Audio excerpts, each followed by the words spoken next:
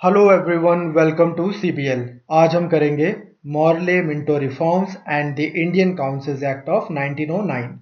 Okay, so before we move forward, I ask you a simple question. अगर मैं आपको बोलूं इंडियन पार्लियामेंट को और ज़्यादा रिप्रेजेंटेटिव बनाना है तो क्या किया जाए? आप बोलोगे सर कॉन्स्टिट्यूएंसीज बढ़ा दीजिए। अगर लेट्स टेक पंजाब में हमारे पास 10 सीट्स हैं तो उसको 15 कर दीजिए ताकि और ज़्यादा लोग रिप्रेजेंट किए जा सकें। ठीक। दूसरा, आप बोलोगे सर पार्लियामेंट्स की डेलिब्रेटिव पावर्स बढ़ा दीजिए। बहुत सारे ऐसे इश्यूज जिन पे अभी डिस्कशंस नहीं हो सकती, उन पे भी डिस्कशन कर सके पार्लियामेंट। कॉमन सेंस है कि जब हम किसी भी बॉडी को चुनते हैं, अगर हम उसका साइज बढ़ा रहे हैं, in other words we are letting more section of people either geographically or on any other ground, if we are letting more people to sit in that council, number one, and number two, if we are enlarging its deliberative function, then wouldn't that, at least at the superficial level, wouldn't that make that body more representative and more popular? So yes, I hope it will. तो सबसे पहले आपने यही याद रखना है कि मॉर्लो Minto reforms जो हैं, जो किसके नाम पे आए थे? सेक्रेटरी ऑफ स्टेट होते थे लॉर्ड मॉर्ले और वाइसरॉय होते थे लॉर्ड मिंटो। ठीक। तो इनके नाम पे ये जो रिफॉर्म्स आए थे, इनको बोलते हैं कि first attempt at introducing a representative and popular element in Indian administration. Why? Because of the common sense कि इन्होंने क्या किया है, इलेक्शंस करा के और लोगों को उस बॉडी में बिठाना शुरू कर दिया जो इंडियन लेजिस्लेटिव काउंसिल थी, मतलब जो हिंदुस्तान के लिए नियम बनाती थी। सिमिलरली प्रोविंशियल लेजिस्लेटिव काउंसिल भी थी हमारे पास में। वहां पे तो और ज्यादा बॉडी का साइज एनलार्ज किया गया, सो मच सो कि साइज ऑफ प्रोविंशियल, ये आपने याद रखना है प्रीलिम्स के लिए, कि provincial legislative councils enlarge by including elected non-official members, so much so कि even the official majority was gone. तो now you see कि आप देखो कि ऐसा होने लग गया आज की एक ऐसी बॉडी होती थी जिसमें ना ब्रिटिश लोग बैठते थे, इंडिया को चलाते थे। उसके बाद में इंडिया के कुछ 2-3 लोग नॉमिनेट होकर उसमें बैठना शुरू हो गए, लेकिन आज भी मेजॉरिटी ब्रिटिश लोगों के पास है, वही इंडिया को चला रहे हैं। लेकिन मॉर्ले मिंटो रिफॉर्म्स के बाद क्या हो गया प्रोविंसेस में, कि अब इंडियन लोग कुछ लोगों को इलेक्ट करके वहां पे भेज रहे हैं। ठीक, मतलब इंडियन लोग कुछ इलेक्ट होके वहां पे जा रहे हैं, और उससे क्या हो गया, प्रोविंशियल लेजिस्लेटिव असेंबली में इतनी मेजोरिटी हो गई है कि ऑफिशियल मेजोरिटी जो by virtue of their official status वहां पे बैठे थे, that majority is gone. Okay. लेकिन इसमें क्या है कि जो सेंटर में भी यही चीज इंट्रोड्यूस की गई, इलेक्शंस कि लेजिस्लेटिव काउंसिल फॉर पूरे इंडिया, उसके लिए भी यही चीज इंट्रोड्यूस की गई, but there the official majority was maintained वहां पे। लेकिन फिर भी ऐसा तो नहीं करेंगे ना ब्रिटिश की एक ही झटके में बोलेंगे चलो ठीक है ये लो, सेंटर के लिए भी तुम ही लॉज बना लिया करो, ठीक है, स्टेट्स में भी तुम ही लॉज बना लिया करो, हमें बस साइड पे बिठा लिया करो। पहले उन्होंने क्या बोला, सेंटर के लिए भी हम लॉज बनाएंगे, स्टेट्स के लिए भी हम लॉज बनाएंगे।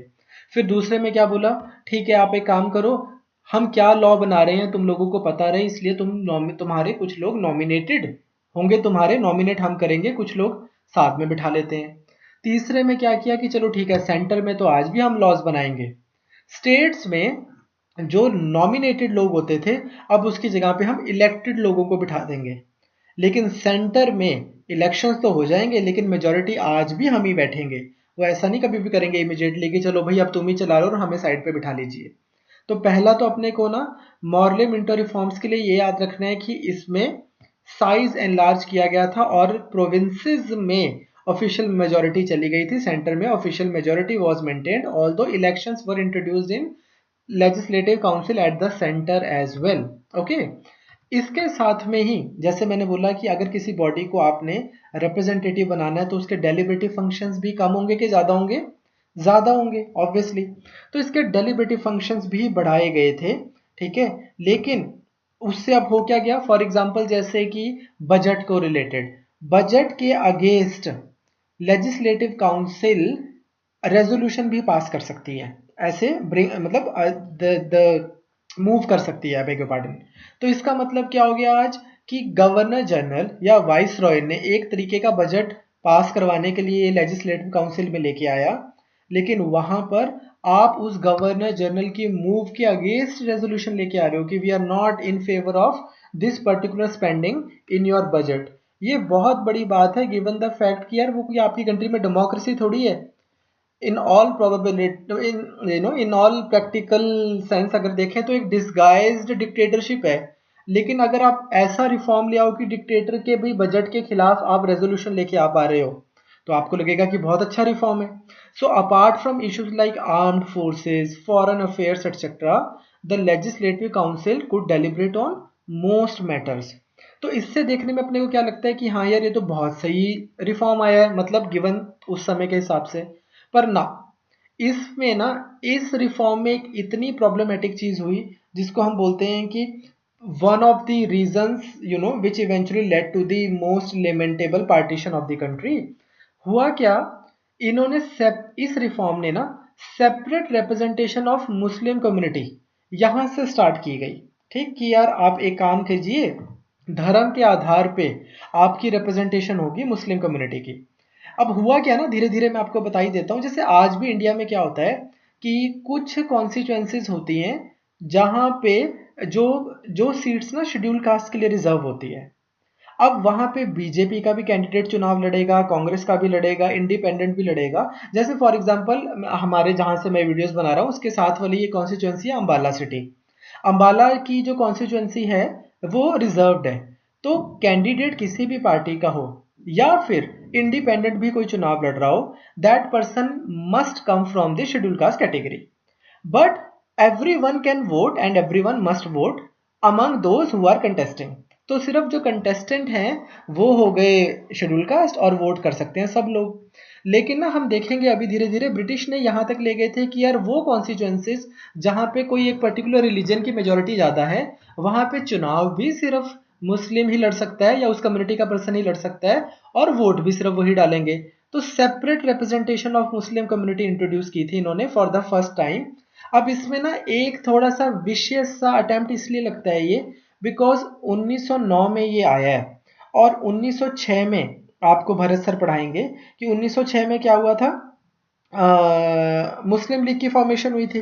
तो मतलब you can not overlook the possible vicious intention of the British in bringing this reform. ठीक है, तो ये ना एक नेहरू जी की किताब है डिस्कवरी ऑफ इंडिया, उसमें उन्होंने इसके ऊपर बहुत लिखा हुआ है काफी डिटेल में कि जो आइडिया ऑफ सेपरेट इलेक्टोरेट है ना, it was synchronous with the formation of Muslim League, not as a coincidence but as a proper policy of British।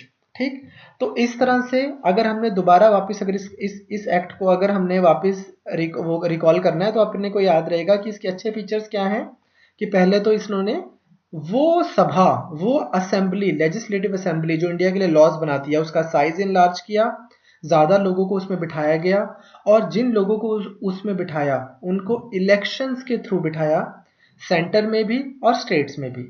दूसरा, स्टेट्स में तो जो हो गया जिनको प्रोविंसेस बोलते थे, ऑफिशियल मेजॉरिटी भी नहीं रही, चुनाव के थ्रू बैठने वाले लोग ज़्यादा हो गए। और सेंटर और दूसरा डेलिब्रेटिव फंक्शंस बढ़ाए गए कि कुछ बहुत इंपॉर्टेंट इश्यूज को छोड़ के काफी सारे मैटर्स के ऊपर अब आप डिस्कशन कर सकते थे and you could also bring resolution on the budget. और इसने एक खराब चीज क्या की कि it brought this separate representation of Muslim community. So instead of reconciling the two communities it kind of started bringing the fissure among them। तो उससे फिर इवेंचुअली तो आपको पता ही है कि पाकिस्तान तक बनने की सिचुएशन आ गई। ठीक बात। सो अगर आपको क्वेश्चन आएगा मॉर्लो मिंटो रिफॉर्म पे तो मोस्ट लाइकली इस अंडरस्टैंडिंग से आपका वो अटेम्प्ट हो जाएगा। इसके बाद में एक और एक्ट आया, गवर्नमेंट ऑफ इंडिया एक्ट 1950। ये एक्ट है ना, ये नॉर्मली इतना इंपॉर्टेंट नहीं है। ये अगर एक्ट आएगा तो ये जो मैंने रेड कलर में लिखा है ना वर्ड कंसोलिडेटेड, ये वर्ड ढूंढना है अपने पेपर में है क्या। अभी तक आप देख रहे हो कभी एक्ट ऑफ 1861, कभी गवर्नमेंट ऑफ इंडिया एक्ट 1958, फिर 61, फिर 92, फिर 1909, अलग अलग लॉज हैं, अलग अलग एक्ट्स बने हुए हैं। सो 1915 में what British tried that we should have a consolidated single enactment for all executive, legislative and judicial branches. तो मैंने जैसे आपको इंट्रोडक्टरी वीडियो में बोला था कि हमारा संविधान ओवरनाइट नहीं बना, धीरे धीरे धीरे धीरे धीरे देखो यहाँ से आपको यू कुड फील कि यहाँ एक सिंगल डॉक्यूमेंट क्रिएट करने की कोशिश की जा रही है जिससे सारी executive, legislative and judicial branches operate कर सके। यही हम देखेंगे आगे जाके कैसे कॉन्स्टिट्यूशन बनेगा। So government of India act 1915, इसमें एज सच कुछ प्रोविजंस नहीं थे, it was only passed to consolidate all the preceding government of India acts. ठीक है, क्लियर। अब हमारे नेक्स्ट वीडियो में हम करते हैं इसके बाद में Montague Chelmsford report and the government of India 1990।